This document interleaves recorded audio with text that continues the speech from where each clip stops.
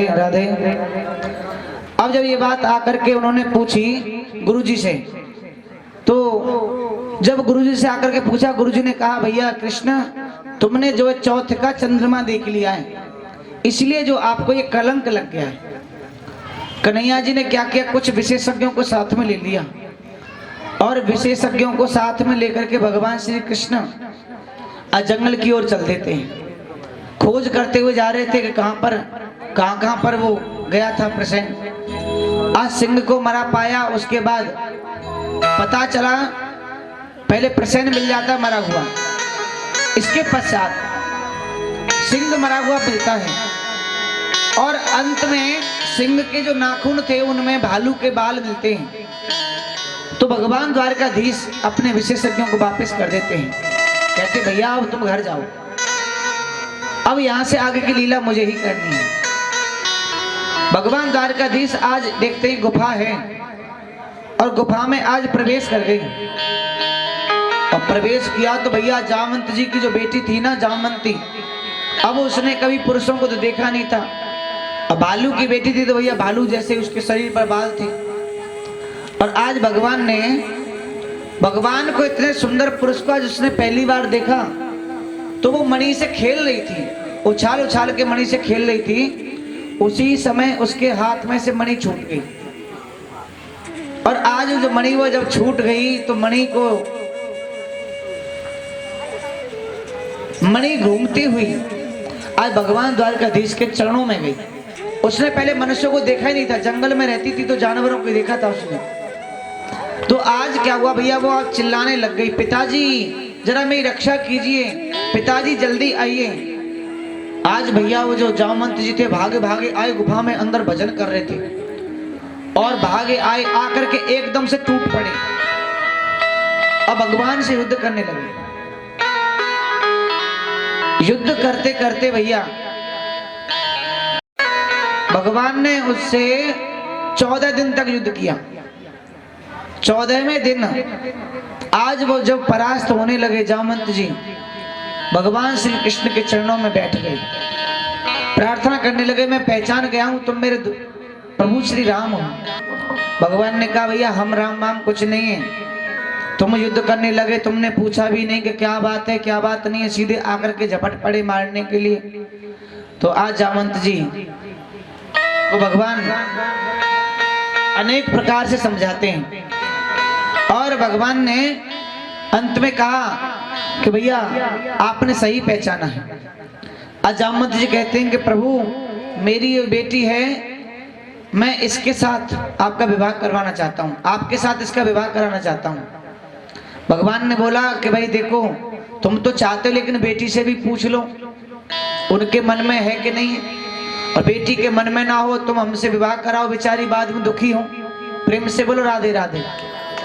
और भैया कलयुग में तो ज्यादातर ऐसे विवाह हो रहे हैं, लड़का लड़की एक दूसरे किसी को और को पसंद करते और माता पिता जबरदस्ती विवाह करा देते और ऐसा करने से बाद में रिश्ता टूट जाता है, लड़की खुश होती है लड़का खुश होता है और दोनों का रिश्ता माता पिता क्या सोचते हैं, तो सोचते तो वो सही है लेकिन होता वो गलत साबित है। बाद में वो ये सोचते हैं कि हम अपने बच्चों का अच्छे से विवाह करेंगे, समाज के बीच में विवाह करेंगे तो बच्चे हमारे सुखी रहेंगे, लेकिन बच्चे ये विचार पहले से बना लेते चाहे हम दुखी रहें चाहे सुखी रहें, पर हमें विवाह उसी से करना है। देखो भैया विवाह कभी भी करना हो, मैं आजकल के जो लड़के जो हैं उनके लिए मैं कहना चाहता हूं कि अगर कोई किसी एक दूसरे को पसंद करते हो तो पहली बात तो ऐसे लड़के को पसंद करो जो आपके माता पिता के सामने आकर के कह सके कि मैं आपकी लड़की को पसंद करता हूं। जो चुपके चुपके जो प्रेम करते हैं ना भैया, ये क्या होता है, ये एक दूसरे के शरीर से प्रेम होता है, संस्कारों से नहीं। विवाह कुछ नहीं करते लड़के आजकल के, बस वो खिलवाड़ करते हैं संसार में। तो ऐसी चीजों से उन बेटियों को बचना चाहिए। उनको चाहिए कि अगर वैसे तो किसी के चक्कर मत पड़ो, संसार झूठा है, जहां माता पिता कहें वहां जाके विवाह करो, सुख समृद्धि से रहो, क्योंकि माता पिता भगवान का स्वरूप होते हैं, कभी अपनी बेटी का बेटा का बुरा नहीं चाहेंगे, कभी बुरा नहीं चाहेंगे वो। लेकिन अगर फिर भी किसी बहन को बेटी को कोई पसंद है और अगर किसी लड़के को कोई पसंद है तो पहले जाकर के उनके परिवार में जाके समझाए। देखो जी, और देखो माता पिता कोई भी हो संसार में कभी भी ऐसे लड़के को अपनी बेटी नहीं देंगे जो कमाता नहीं हो। सबसे पहले लड़के को चाहिए वो कमाना सीखे। दूसरी बात, वो अपना व्यवहार अच्छा बनाए। व्यवहार का मतलब ये है मैयाओं बहनों कि वो उसके अंदर व्यसन नहीं होना चाहिए। अब देखो जो लड़का नाली में पड़ा घूमता हो 2 क्वार्टर मार के, अब उसको अपनी कोई बेटी देगा? कोई नहीं देगा। तो उसको पहले व्यवहार अच्छा करें, सभ्यता के साथ में रहे, सबका सम्मान करें। तीसरी बात ये है कि उसे सारे, कभी कभी क्या होता है उस लड़के को या लड़की को कभी कभी सुंदरता का प्रेम होता है, उनका हृदय का नहीं होता। जब सुंदरता हट जाती है या फिर सुंदरता नष्ट हो जाती है तो प्रेम भी खत्म हो जाता है। कभी कभी कभी कभी सुंदरता का प्रेम सुंदरता से शुरुआत होती है महाराज, ऐसा समझो। आजकल के जितने भी लड़का लड़कियां हैं जो भी महाराज सुंदरता पे मोहित होकर के प्रेम करते हैं, और ये जो प्रेम है बड़ा घातक होता है, क्योंकि कभी किसी का कोई भरोसा नहीं होता कौन कब छोड़ के चला जाए। जो भी लड़का इतने बड़े बड़े वायदे करता है कि मैं संसार छोड़ दूंगा, ये सब छोड़ दूंगा तुम्हारे लिए, वो झूठ बोलता है। जब वो अपने माता पिता को जन्म देने वाले माता पिता को छोड़ सकता है, त्याग सकता है एक लड़की के लिए, तो क्या उस लड़की को नहीं त्याग सकता किसी और लड़की के लिए? भाई उसे तो त्याग सकता है। तो तूने बेचारी बेटी, तूने क्यों अपना जीवन खराब कर रही है उसके चक्कर में?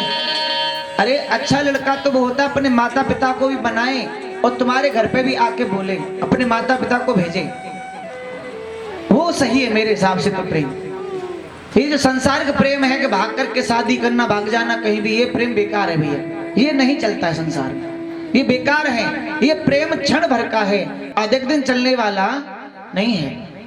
प्रेम से बोलो राधे राधे।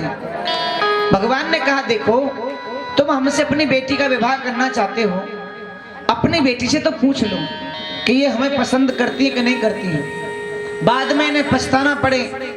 तो आज जामवंत जी कहते हैं देखो प्रभु, मेरी बेटी ने आज तक किसी पुरुष को देखा ही नहीं, तो प्रेम का तो संबंध ही नहीं बनता। जब आज तक किसी किसी पुरुष को नहीं देखा तो कैसे प्रेम करी किसी से? और जानवर रहते हैं हमारी गुफा के आसपास, तो जानवरों से प्रेम किया नहीं जा सकता। भगवान ने स्वीकार किया, एक प्रस्ताव और रखा, कहा प्रभु मैं ये चाहता हूं कि आप मुझे भगवान श्री राम वाला रूप का दर्शन करा दें। तो उसी समय भगवान द्वारकाधीश ने भगवान श्री राम का रूप धारण किया था। बोलो रामचंद्र भगवान की। और जब भगवान श्री राम का रूप धारण किया था बड़े प्रसन्न हुए थे और अंत में अपनी बेटी को वहां से मणि देकर के विदा कर दिया।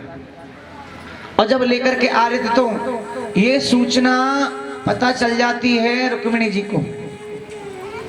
रुक्मिणी जी ने क्या किया भैया, उन्होंने क्या किया, उनको जब पता चली गुप्तचरों के द्वारा कि भगवान विवाह करके ला रहे हैं, तो वो भगवान नारायण के मंदिर था उनके महल में, अब जाके बैठ गई, प्रार्थना करने लगी, हे भगवान मेरे अंदर क्या कमी थी जो भगवान ने दूसरा विवाह किया?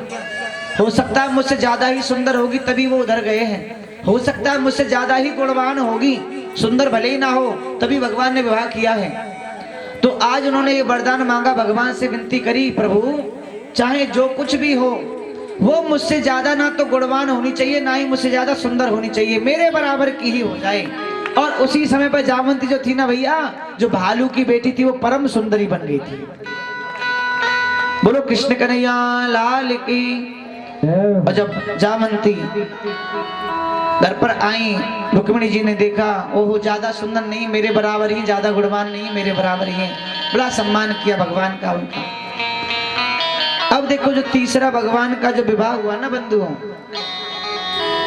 एक बार की बात थी, अर्जुन घूमने के लिए जा रहे थे तो वहीं पर भगवान साथ में थे।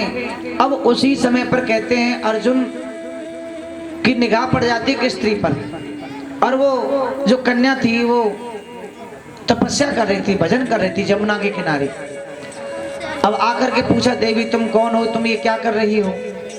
तो कहा कि मैं भगवान को, मेरे हृदय में भगवान विराजमान हैं और मैं उनको अपने अंदर से निकालने के लिए तपस्या कर रही हूँ। बताओ अद्भुत तपस्या है कि नहीं है?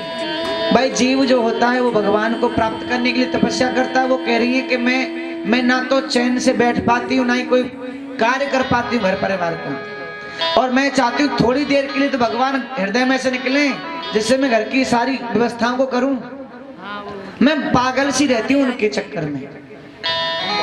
तो बोला कि किसको चाहती हो तुम, कौन से भगवान जो तुम्हारे हृदय में बैठे? तो उन्होंने कहा मेरे हृदय में द्वारकाधीश बैठे हुए हैं। पूछा नाम क्या? बोले कालिंदी नाम है मेरा, यमुना। तो आज भगवान के समीप जाके खड़ा कर देते हैं। भगवान ने उनसे विवाह किया यमुना जी से।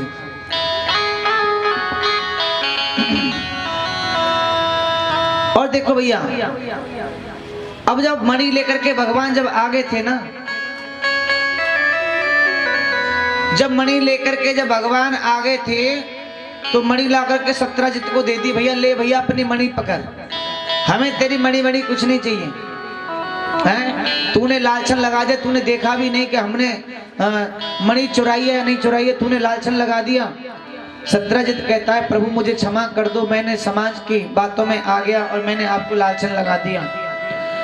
तो भगवान तो वहां से चले जाते। सत्यजित और उसकी जो पत्नी है रात्रि के समय विचार करते, कहते देखो हमने बड़ा गलत किया, हमें ऐसा नहीं करना चाहिए, द्वारकाधीश को हमें लालछन नहीं लगाना चाहिए।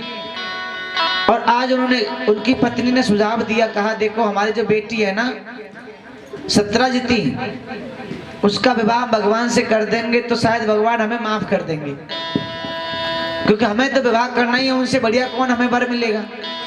ये जान करके भैया आज उन्होंने भगवान को प्रस्ताव दिया, भगवान ने स्वीकार कर लिया।